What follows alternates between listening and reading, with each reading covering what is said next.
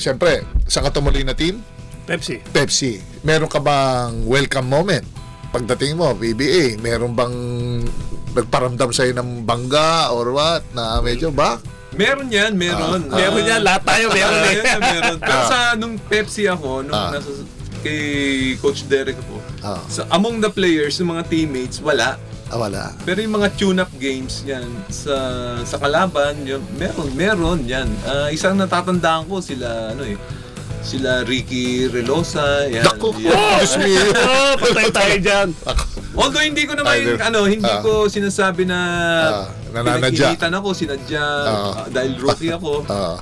Alam ko kasi na si Ricky Relosa is physical player. Physical niya ako nung time na yun. Parang minasahe lang niya ako. Isa din, nung official game na, practice game lang yun kay Ricky Relosa. Pero tingin ko, light lang yun, parang kay Ricky. Pero